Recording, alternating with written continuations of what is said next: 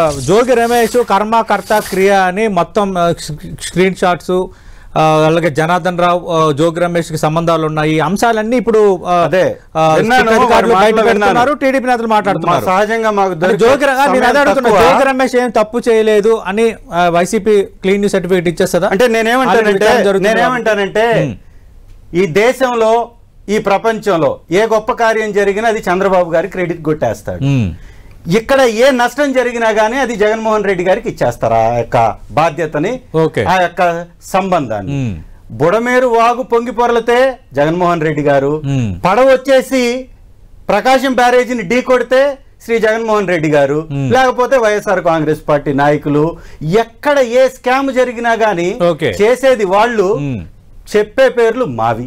ఇది వాళ్ళు చేస్తున్నటువంటి కథ. నేనేమంటున్నానంటే ఇవాళ మీ ఇన్ఛార్జ్ గా ఉన్నటువంటి వ్యక్తి మీద కేసు పెట్టి జైలుకి ఎందుకు పంపలా? ఇదే జనార్దన్ రావుకి సంబంధించినటువంటి ఫోన్ పోయింది అన్న తర్వాత ఏ డేటా సెంటర్ నుంచి మీరు ఆ పేపర్లు తెచ్చారో రిలీజ్ చేయండి బయటికి. రెండవది, దానిలో ఉన్నటువంటి డేటాతో పాటు అతను ఇంకో ఫోన్ లోనే కదా రికార్డ్ చేసి పంపింది. 2 రోజుల్లో వచ్చేవాడు రికార్డ్ చేసి ఎందుకు పంపాడు? అరెస్ట్ కావడానికి రికార్డ్ చేశారని సత్యగిరి ప్రసాద్ గారు అంటారు. రికార్డ్ బాగా డెవలప్ అయిపోయింది, ఎక్కడ ఫోన్ పోగొట్టుకున్నా సముద్రంలో పడేసి చాలా ఈజీగా ఫైండ్ అవుట్ చేయొచ్చని టెక్నాలజీలు వచ్చాయి కదా. అవును సార్, అంత గొప్పోళ్ళు కదా. వీడియో ఎందుకు తీపిచ్చారు? ఆ టెక్నాలజీని వాడి జనార్దన్ రావుని అక్కడే అరెస్ట్ చేసి అక్కడి నుంచే మనం లైవ్ కెమెరాలు పెట్టి చెప్పించవచ్చుగా. ఈ యొక్క డ్రామా ఎందుకు? తెలుగుదేశం పార్టీ అంటే తెలుగు డ్రామాల పార్టీ. డ్రామాలు వేస్తుంటారు, నాటకాలు వేస్తుంటారు, సీరియల్ తీస్తుంటారు, అవతల వాళ్ళ మీద విషాన్ని కక్కుతుంటారు, అడ్డగోలుగా అవినీతి చేస్తుంటారు. దొరికిపోతే దొరల్లాగా మళ్ళీ ఈ దొంగలే మళ్ళీ ప్రదర్శిస్తూ ఉంటారు. ఇది చాలా క్లియర్ గా ఒక వ్యవస్థని నడుపుతున్నారు చంద్రబాబు నాయుడు గారు అనడంలో ఎలాంటి సందేహం లేదు.